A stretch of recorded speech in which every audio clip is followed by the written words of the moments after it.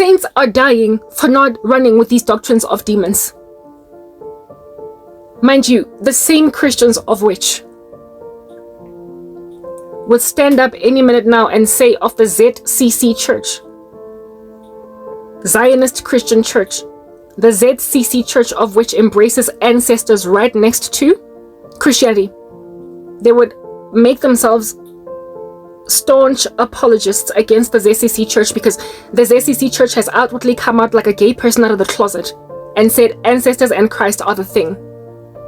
They have made themselves apologists against flagrant heretics of this nature, but then denied that in and of themselves they're practicing rituals in the church just like the ZCC without even admitting it. Churches that reject ancestors indeed as gods, but nonetheless they make Christians do rituals when they go home. They be out here giving Christians holy water. They be out here giving Christians like 10-step processes to come out from demonic possession. They be out here telling Christians that they need to be delivered from 20 demons. They be out here telling Christians that absent of you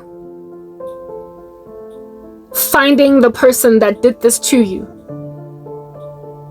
and then canceling their witchcraft, you can't come free. I don't know how many people have come to me trying to counsel me as to how to get delivered from this situation. And all I keep saying is, I am trapped and broken and beleaguered because you are not here for me. You have seen my sorrow. You have seen my pain. And you are a Christian. And because I have refused to do a ritual you have concocted in your orifices, you have abandoned me to be unemployed for a decade, despite it being within your power to give me a job. You see, I am not held hostage by some witch.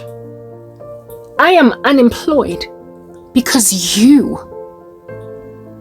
won't give me a job. God showed you my face. He showed you my story. He gave you interest in my cause so you can see that it's in your power to help me. Ananias and Sapphira withheld what they were supposed to give the church and God and was struck dead as a result. The church, however, was not regarded as cursed or having not done the right ceremony or ritual so as to inspire Ananias and Sapphira to give as they were supposed to give. It was agreed that Ananias and Sapphira in their own capacity withheld what they knew they were supposed to give the church from the church. In African Christianity, Africans will literally not enable the cause of a saint along until they do a ritual.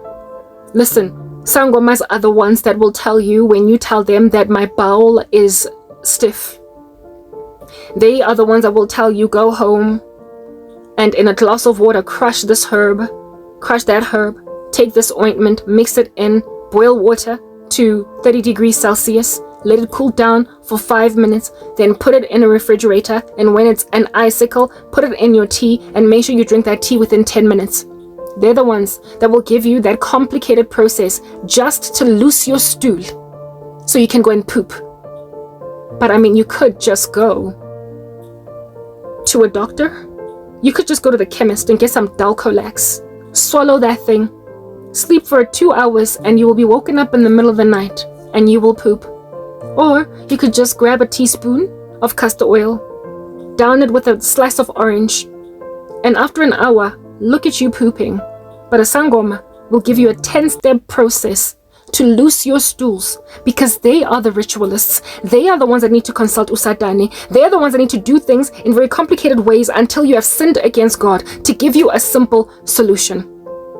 So if I can go to a chemist to go and take Dalcolex so I can poop, why would I want to go see a sangoma to loose my stools? I'm sorry to have to use such a graphic analogy, but it's literally just like that. I went to God. I asked for help. The Lord then said, there's Karabo. You are something of an employed individual roaming around the streets of this country, and you've been watching my content for literally 5 years, 4 years, 10 years, 3, 2. Able to contact me, I don't know how many times I can say that. Ask for my CV and see if you can't peddle it in your company, and then get me an interview, and then get me a salary so I can get out of poverty, so I can get out of sorrow, and yet you've stood back because me, I won't go to your church. The issue here is Ananiasi, and the issue here is Safira. And they are undoctrinal and unbiblical in the way that they are doing Christianity. And because they've got ulterior motives and want their bread buttered on both sides and are holding on to African spirituality, they are withholding from me service. And the Lord has made it clear to me that I am not the only Christian that is suffering for much longer than I ought to be suffering, because Christianity is so witchy in South Africa, in Africa at large, that apparent Christians will literally stand back and hope the air is going to breathe a believer in the right direction when they've been sent by God to help them. You think that by me draining your silly circuses of churches, that finally I'll get a job? By doing some strange ritual, by saying some strange prayer, doing a strange fast, going to a strange man or a woman of God. You think that I am incarcerated by entities, spells, when I'm so feverish a believer? No. I am much too prayerful to be truly trapped. If no one is coming for me, it's because no one is coming for me. If no one is coming for me, it's because no one wants to come for me. People that are perfectly able to do something about my case have done nothing. Nothing. And then they claim that I'm cursed. No. You are Ananiasi and you are Safira. You are withholding. And you are withholding for no other reason than the fact that utlaibona, when you don't want to do this and that, whoa, all these conditions. I did not consult the Sangoma to get out of hardship. I consulted God. And I'm not about to partake in this witchy African spirituality that is apparently Christian in order to come free. I will do no other thing but a basic, simple patience. I will wait. I will wait on God. I will just wait. Because Pharisaical, doctrinally bereft Africans have walked right by me for years, until finally a good Samaritan will come and salvage me so easily out of a situation that I should have gotten out of in the first year, never mind the 10th year of suffering. South Africa has left me at the mercy of witches, and then you claim that you are believers. You are telling yourselves to go to your ancestors, you're not going to let them go. Never mind ancestors. A lot of the people that are to be watching my content, tell yourselves that I am a Christ-onlyist at my own peril, because you don't even know that you're worshiping demons. You are engaging in all of these satanic rituals to set yourself free when nothing of it is biblical. So it is no wonder you are maintained in nakedness. It is no wonder you are maintained in nakedness. And the Lord is not about to grab someone that gets it the way that I ought get it and just throw me in the midst of squalor and poverty, petrified for the rest of my life with no one coming for me indefinitely. I am scared, yes, but I don't need to be, because at the end of the day, if the Lord is extracting Lot out of Sodom, Lot has nothing to fear. When the fire and brimstone finally lands, he will be evacuated. When you have contented yourself, Africans, with the fact that I am super strong, and so therefore, at least you're going to get to live to not have to be guilty about my suicide, you have already made yourselves Sodom. You're done for. It's over. All that can happen for me now is the extraction of my person out of this crazy country. all that can happen is for me to move. Literally, all that can happen is for me to move. And I am not saying that the US, which is where God is sending me, is innocent. They're apostate, maybe as apostate as South Africa, but their apostasy is survivable. Why? Because those among them that are apostate are visibly apostate in a way that true saints are calling them out for what they are. Here, your apostasy, I bonagali, because you all be out looking like you're godly. It's written in God's word that the day is coming when those who kill you will do so thinking they're doing a service to God. You have so mixed Christianity with this weird little wannabe Christianity because it looks like it's Christian, that you are forcing saints to do it or else.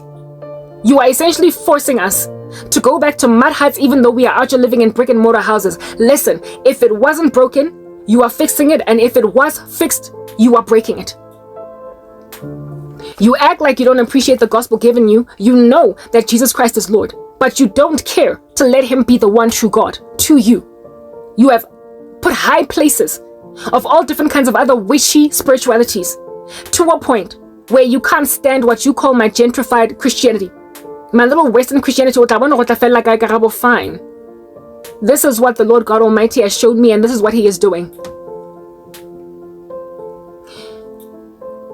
Saints that are biblical are trapped under heaps of rubble after some natural disaster has swept through the land. The Lord has preserved us such that not a single hair on our head will perish. He has made sure that we don't break bones. He has fed us. He has given us water. He has uprooted our bodies to make us clean. And he has made sure that we are with a clean bill of health. We are 100% salvageable. We are 100% salvageable for no other reason but to make it clear when we do finally get rescued that South Africa, I will speak for my country in particular, but I do believe it's happening across Africa. South Africa left a perfectly healthy, viable, beautiful, intelligent young woman to die for a decade. And if we had come one moment later, we would have found her flatlined, dead, under heaps of rock, without a single bone in her body broken. This woman would have survived a decade, left to die. And if we had come one day later, we would have come to learn that she was perfectly rescuable. It will be the discovery of how perfectly salvageable someone left for dead was. That's going to cause, listen to this, companies like YouTube to rip the franchise of YouTube from African markets.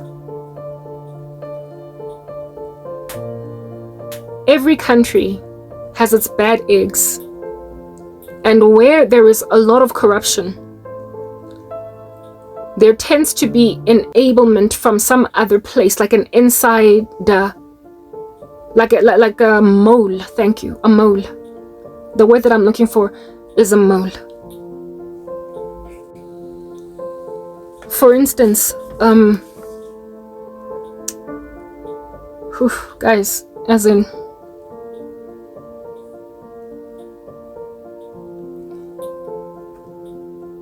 think about a very covert operation happening where it is that one body is trying to do something, whatever. They've got secret agents in the interest of protecting their country. I'm trying to help you understand what's going to happen here, okay?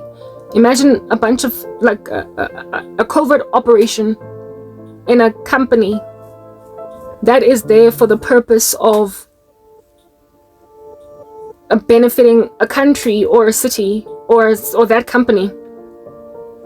and it's very top secret.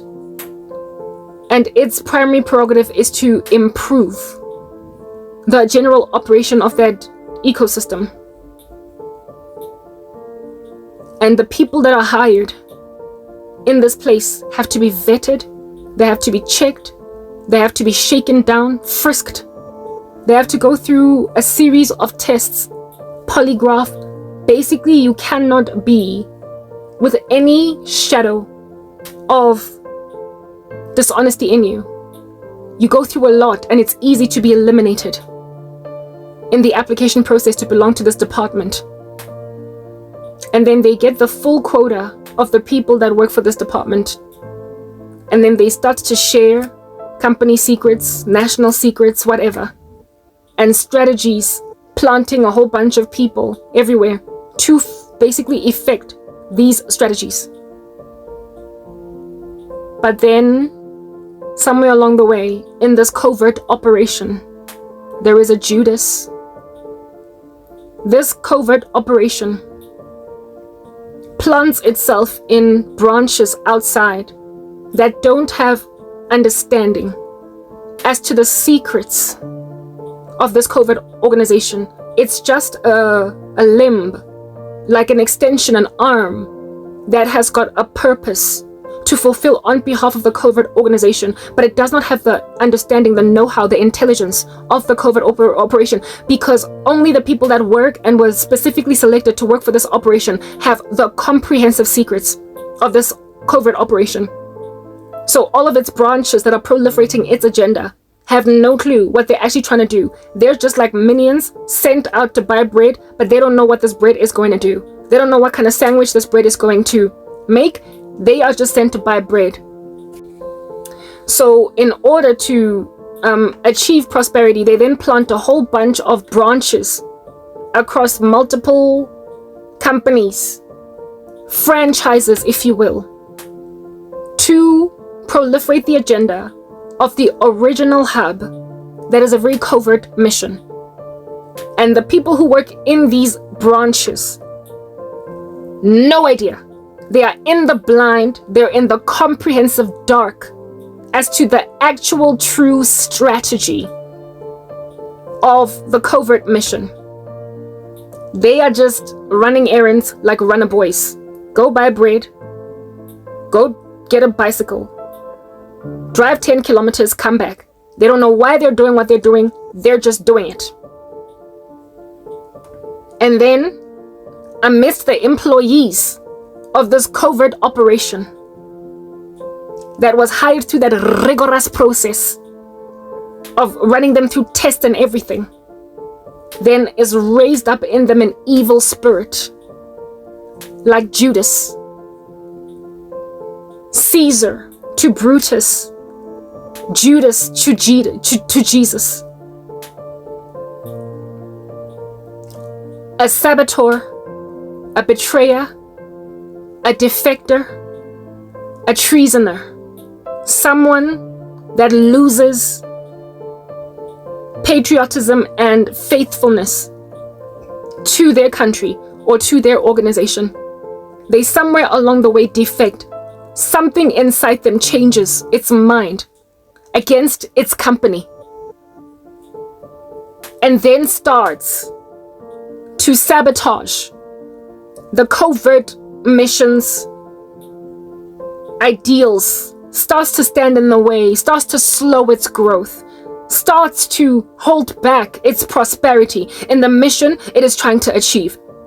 And this person is trusted because, after all, they went through that whole rigorous process. They've been working for this thing for years, and they are a trusted member. They're still sitting in meetings, getting very secret information, but they are no longer with us anymore. They're no longer with them anymore. They don't, but their hearts have defected. They are a Judas or a Brutus, a betrayer that is an inside man, a mole. And this inside man that is a mole starts to sabotage the dealings of this mission with the branches that are under normal circumstances just dead and blind to what they are actually trying to do. This individual does not necessarily give away secrets of the covert mission, but they are greedy. They are trying to build their own empire and beef up their own turf at the expense of the covert mission, thinking that they're not going to get seen. Similar to, for instance, a person embezzling 2 cents from all the bank accounts of a bank, ultimately making millions out of that, hoping not to get busted, but somewhere along the way it adds up and auditors catch onto it, discover that 1 cent has been disappearing over the past 5 years into this particular bank account, and it's made millions. Doing something that you think is not going to hurt your company. This person is not necessarily sharing trade secrets, insider information. This individual is not necessarily exchanging company strategy, but they are thwarting it. You would agree that a person that steals 1 cent from bank accounts in a bank's account client list is not necessarily messing with bank strategy, but they are messing with the trust of bank employees. Not employees, sorry, but the trust of bank clients. Should a client notice that, I mean, really, if 1 cent could disappear from my bank account every month over the past 10 years, could 10,000 rands also not disappear? Somebody is busy swindling a cent from my account. It could be a lot worse. So you diminish trust, you chip away at your client's trust, even if it is in something that you imagine very small and unnoticeable. Should even one person notice, it could cost that bank hundreds of thousands of clients. It could cost that bank thousands of clients. It could cost that bank contracts. It could cost that bank its clout or its standing under regulation. It could get it scrutinized by regulatory bodies for dropping the ball. Why in the world did you keep this employee on file for so long without noticing? Why are you not more what is the word that I'm looking for? Why do you not have your ears on the ground a lot more? Why are you not more aware of the dealings in your own company? How did you let this slide for 5 years? It could disrepute the bank altogether. If even one client found out that this is going on and was the one who highlighted this as an issue, if the client or the clients are the ones that noticed this, instead of the bank with its own internal processes finding out that there is a mole among them, that there is an employee that's embezzling funds, the bank stands to be disreputed. So the only way that the bank can salvage its reputation is if the bank itself finds this person, fires them, and then recovers the stolen goods to the clients over the years that were stolen from their accounts, even if it only amounts to $10 after 5 years per account. Bottom line is, theft did happen, fraud did happen, and if it can happen at that small scale, it can happen at a much bigger scale. Well, now let's go back to that covert organization, right? Now, in this covert organization, imagine this employee that was once trusted, out here, not so much sharing company secrets, but embezzling from the organization through the branches. Embezzling from the organization through the ignorant branches. So these branches don't know what the true mission is of this covert organization. They just know that they're runner boys, and they're happy to be runner boys because they're paid handsomely to be runner boys. They are given a great incentive to be runner boys. And so they will just run and they don't ask questions. There are no two ways about it. Yeah. They don't ask. This rogue employee, should he get caught, will go down for treason, and the branches that he worked with will be shut down. because it is in the interests of company security, national security, that this mission be maintained. And if it has been compromised even in the slightest, it can no longer be trusted, because literally everybody that works for any of the branches could be in on it, privy to what is the secret, or what are the secrets of this covert environment. Even though it is not, it can't be confirmed that they know all the secrets, just by mere virtue of this one employee being compromised and being found wanting with his hands in the cookie jar in the branches. Whatever fingerprint he left in these branches, they will face shutting down. If the mission in question was so huge and so important to this organization that they can't afford that kind of leak. Now, this employee that turns Judas on their organization in order to make themselves money, them then agreeing to sabotage or thwart certain of the unique individual missions of this bigger covert operation, like telling themselves that it's just one little bank account and it's just 1 cent, and over 10 years it's going to become 25 million. It is nonetheless a sabotage of the client base of this covert organization, and they were trying to do something there, and this person, to enrich themselves, then agreed to do things that in very negligible, microscopic, inobservable ways, but for scrutiny, would not get caught. So they're just beefing up their bank accounts, trusting that no one will be onto them. I hope you're catching here. Something like that is what God showed me is happening at YouTube. And no, not at YouTube. In the United States of America as a country, there is a governmental social media, national, basically, social media strategy that has got a national interest. It is to salvage the country or to boost the country using social media. And this mission is top secret, and very highly trained people and very highly vetted, checked, analyzed people have been brought on board into this war room, if you want to call it that, in order to fight for the American sovereignty and American strength, like in order to preserve the nation. There is a social media strategy that is top level, as in like up, down. It's an executive. It involves,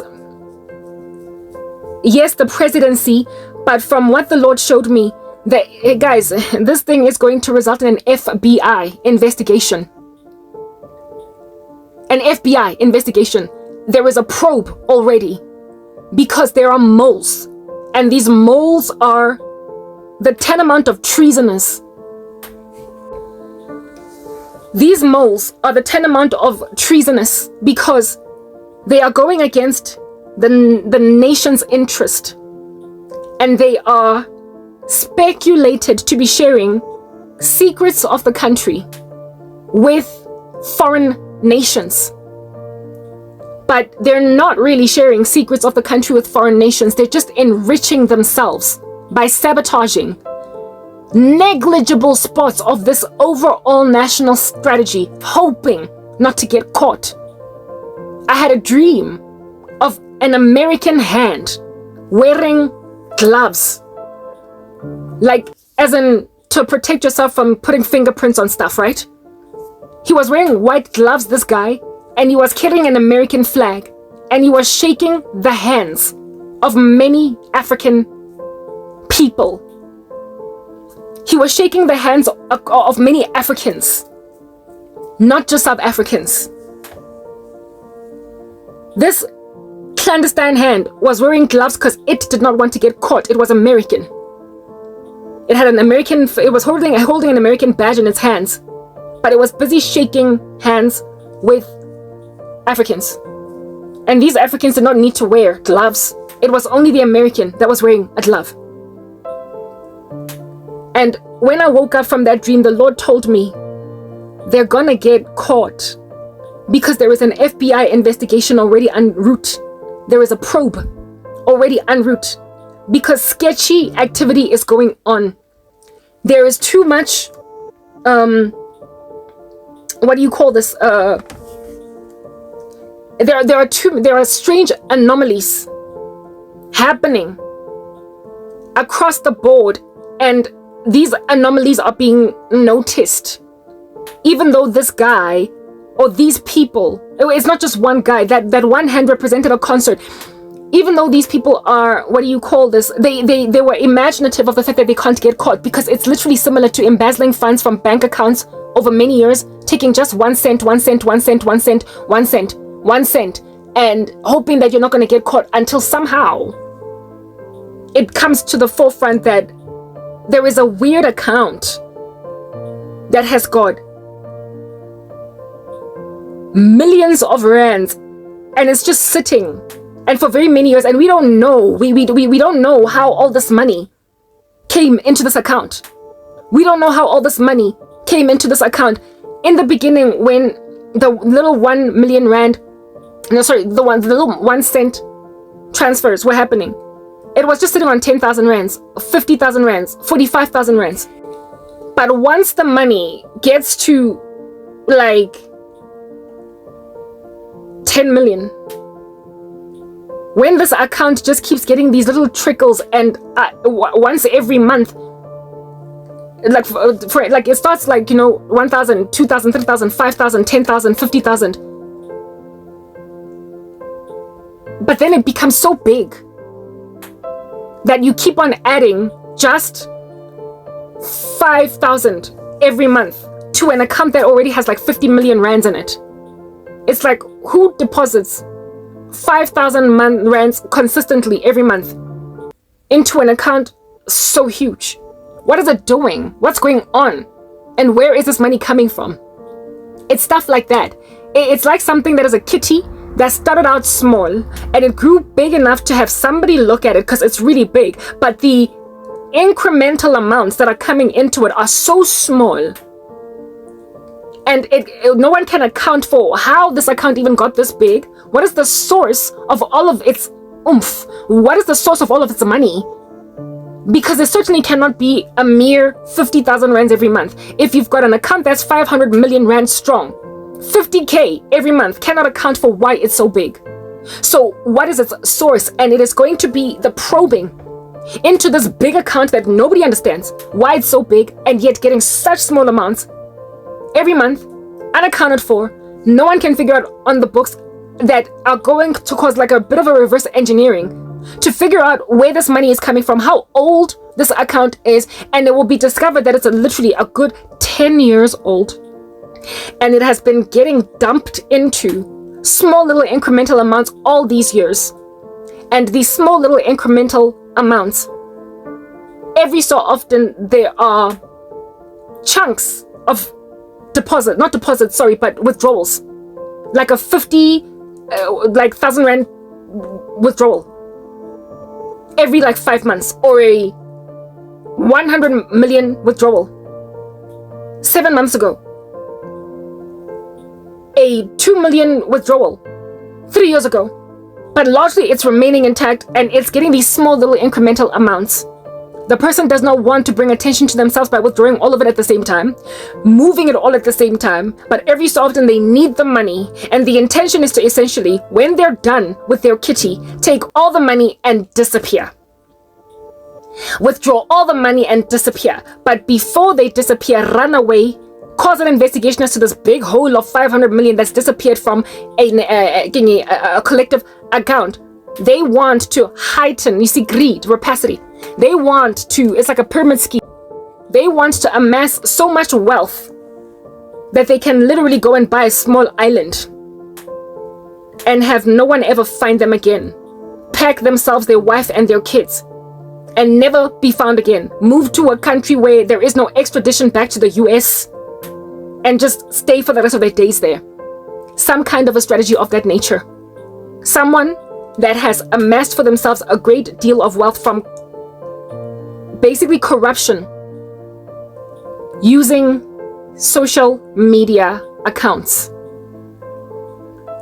I saw an American hand.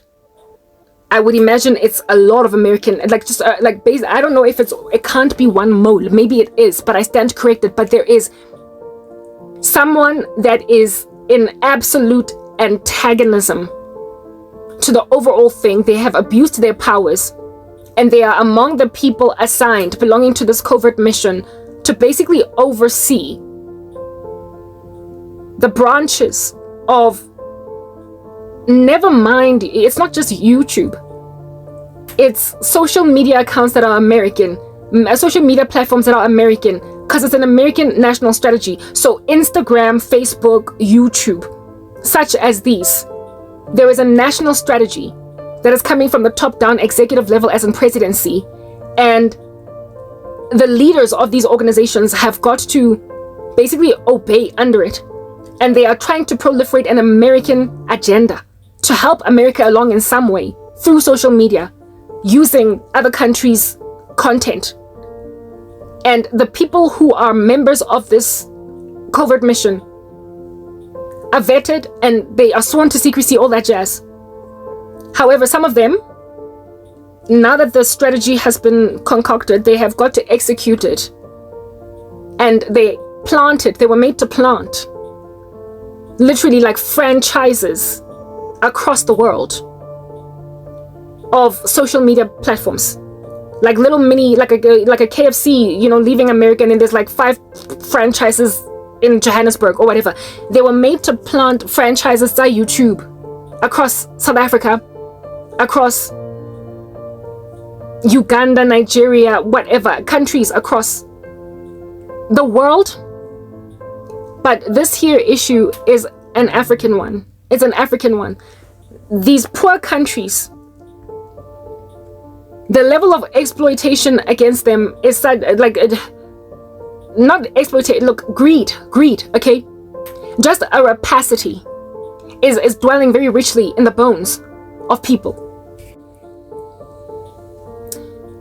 Because of the bling and the shine and all that which glitters that is not always gold of the American dollar, the heft of the dollar in third world countries, the willingness of Africans to compromise in corruption just in exchange for a dollar fee is astronomical. People are just supplementing their salaries with bribes from the US, or them exchanging notes, helping one another, enrich one another at the expense of lay Joes and lay Janes on the ground, at the expense of lay content creators on the ground, like me and you.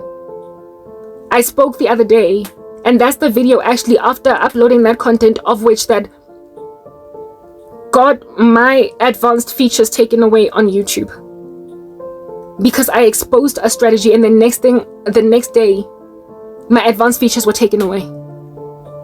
I spoke about how it is that leadership is going to change at social media companies. I did not, however, get given the full story by God, because I got to speak these things in piecemeal effect.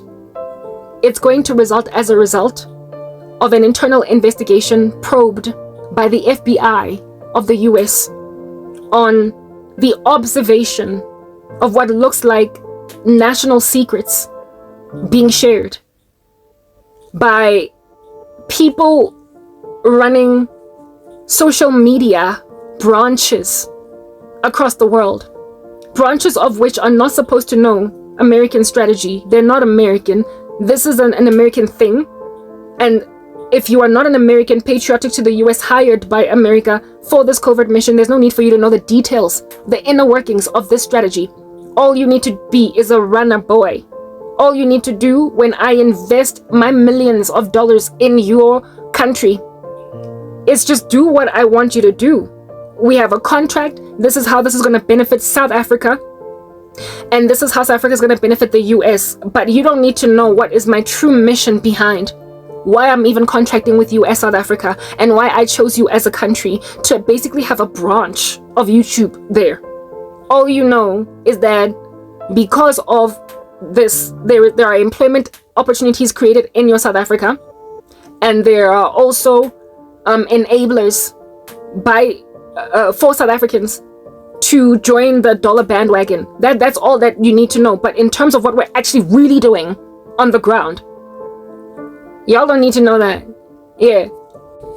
Because of how compromised these members of this organization are, these moles that are supposed to be patriotic for America, because of how compromised they are, the reaction to the probe by the FBI in finding them wanting and finding these gargantuan accounts of theirs where they've been benefiting from sabotaging African content, not just I believe it's just across the world, nations that can benefit richly from the dollar who are poorer than the dollar. But I'm speaking for Africa right now, and because of just the severe compromise of Africa against God, he is showing me what in the world is happening to his servants as a result of this crazy buffoonery happening in the US on the part of defectors that claim to still be patriotic for America.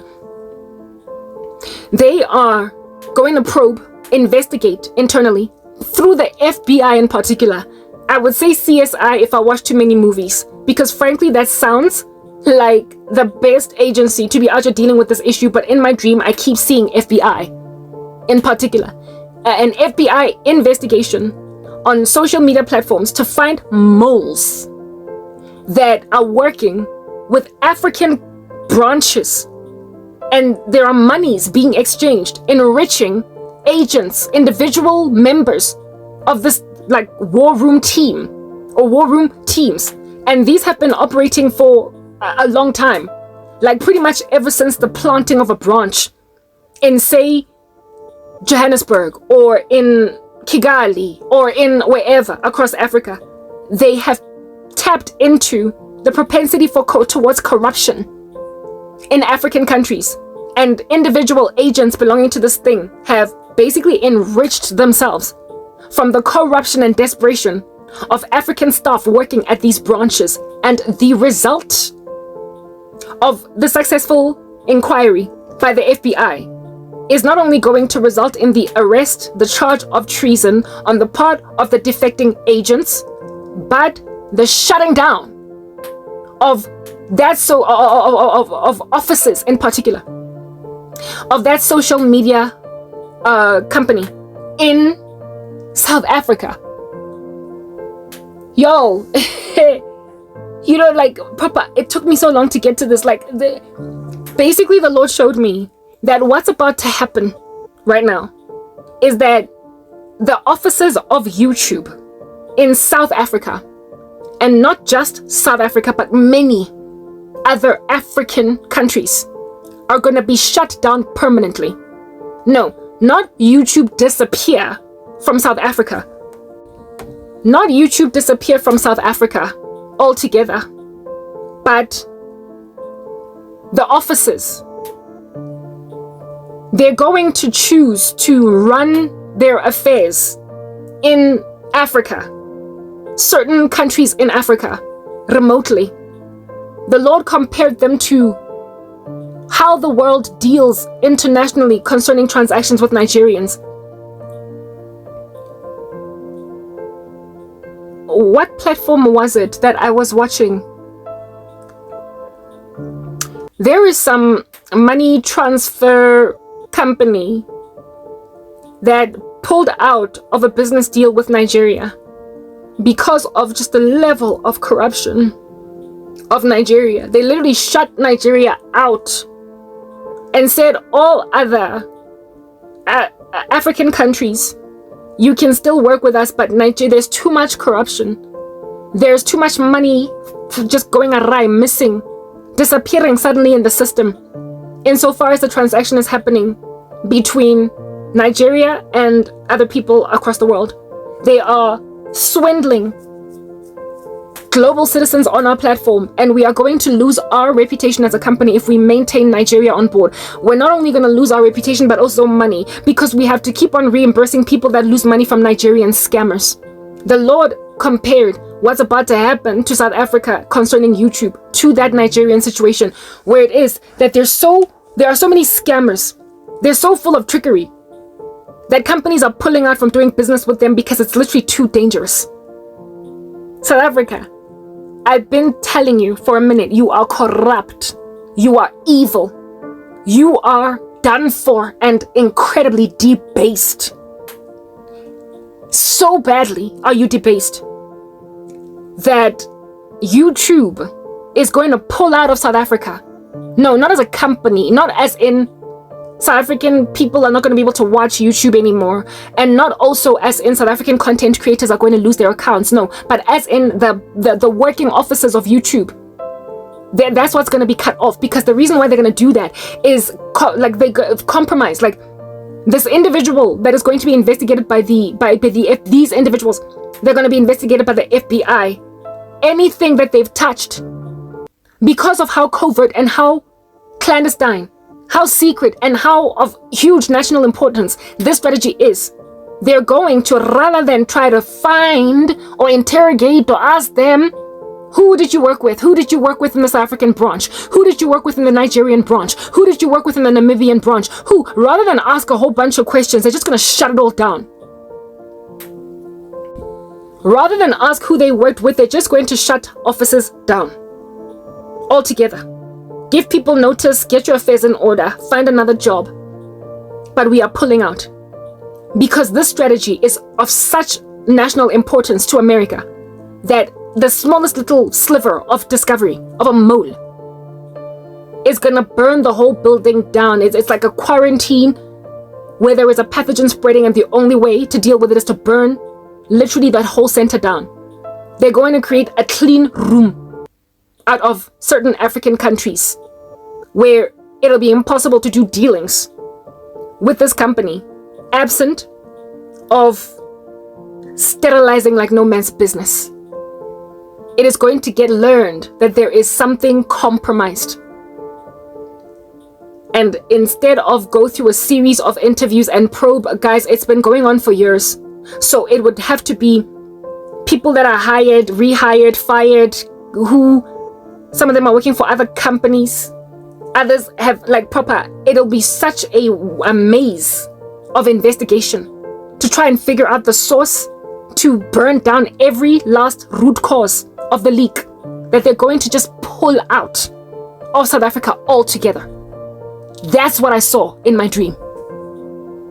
So basically, occult practitioners, gone are the days when you're going to be able to pay some freak at YouTube, South African branch,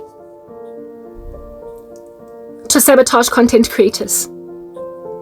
Because I did say that the strategy of YouTube internationally is to oomph up and girth up and beef up whatever America is trying to do for itself. They're trying to maintain power. They don't want to be knocked off the world scene. They are already on shaky ground. Their currency is being threatened. There's so much attack on America as a country, trying to take away its power.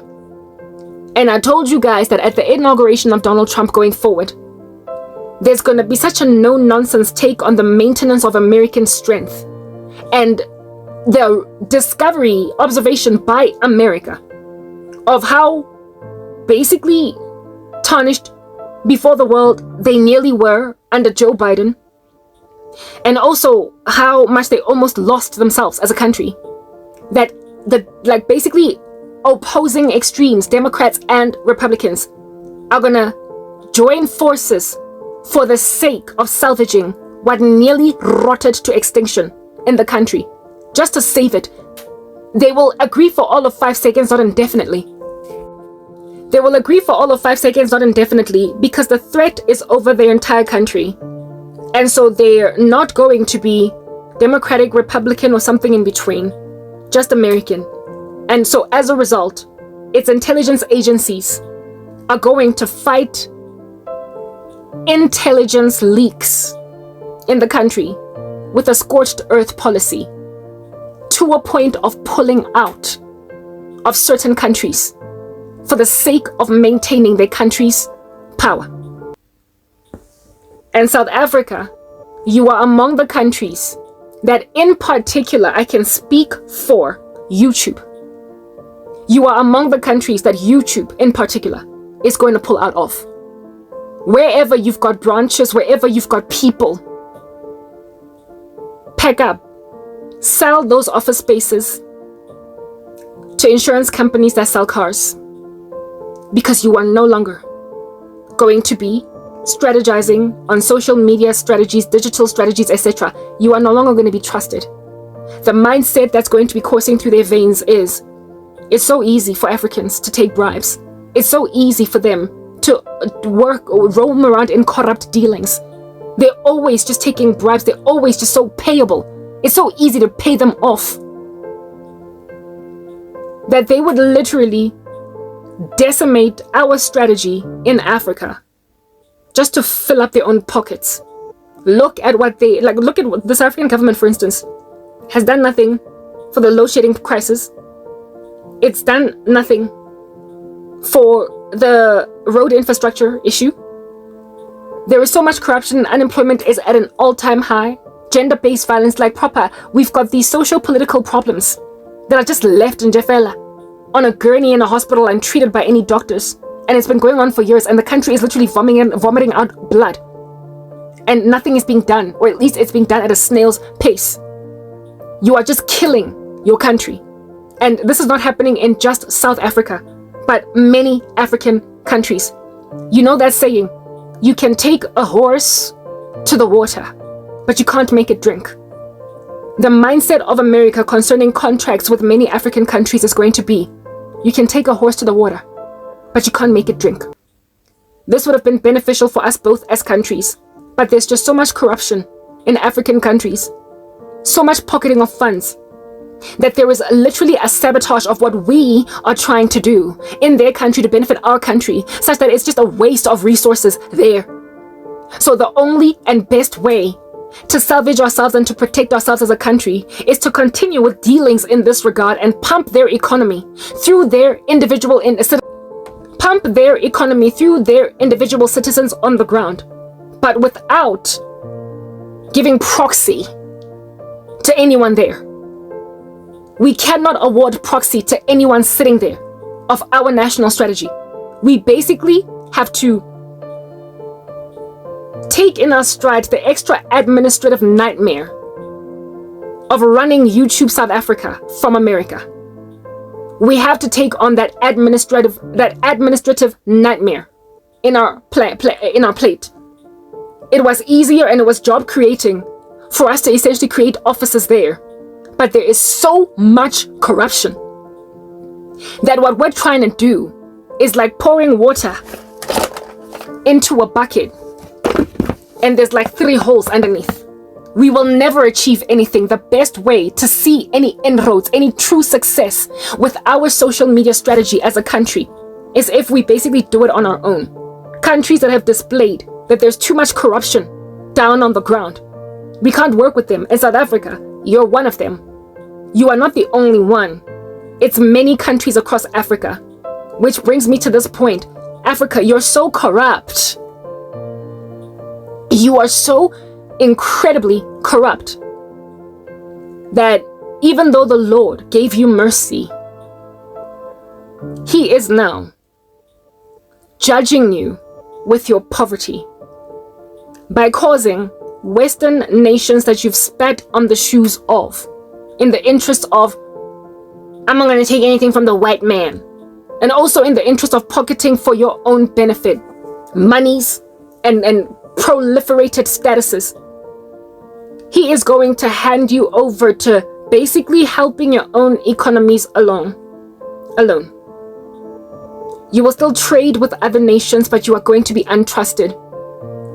You will also have to basically improve your country's economies on your own ethics.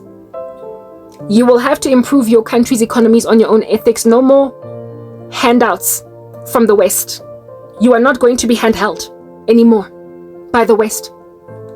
The Lord showed me that the West is about to pull out of Africa in a most devastating way. And it's going to force Africans to straighten up and fly right or lose everything. You will finally, as individual unique citizens on the ground, refuse to keep on voting for your corrupt presidents. You will refuse to take prisoners lying down anymore, because it is so going to tarnish and decimate your economies that the only way that you're going to recover is if you basically straightened up and flew right. You're going to have to be good. You're going to have to stop pocketing stuff, but there is no way under heaven that all that cessation of pocketing is going to happen without civil war. There is no way that your countries are not going to be thrown into disarray because the corrupt are going to hold on to power. I said that about South Africa time and time again, but last night the Lord was telling me this year is coming to much of Africa. And Christendom in these streets is not going to prosper to do anything, because they are weak and fluffy and they are witchy. They are busy using witchcraft in my churches, and my saints that are calling this nonsense out are buried in ditches, dungeons, left to die. And so I'm taking my kids. There is about to be an exquisite diaspora from African countries. And I've said that a lot of times. There already is an exquisite diaspora. It's about to magnify. There are about to be so many godly men and godly women leaving Africa in exchange for Western nations, that the light that is about to be dimmed in Africa as a result of extraction of gospel servants is going to throw you into so much disarray. I said the other day, we're basically standing in the gap for a people that could not care less that we are carrying mantles of light in the land. We are holding this country together, by sticky tape, and it's too much for us. It is too much. We are keeping our countries together by sticky tape. Rabarapella, and for our sake, the Lord has maintained our country somewhat. But now you've made us lonely. Now you have squeezed us in corners. You have beleaguered us on all sides. Now you have said, oh, you don't want to follow my ideologies, die then. And God said it is not good for man to be alone. Therefore he made Eve for Adam. I am lonely and I'm dying, albeit having no cuts on my body, no cancer in my body, albeit having nothing wrong with me. I'm perfectly salvageable, and yet I'm dying. I've been trapped under a heap of rubble for 10 years. And if I don't get rescued very soon, I will die. And when my body is found, it'll be a travesty that I survived so long only to die. It is going to be the very observation. Do you understand what I'm saying?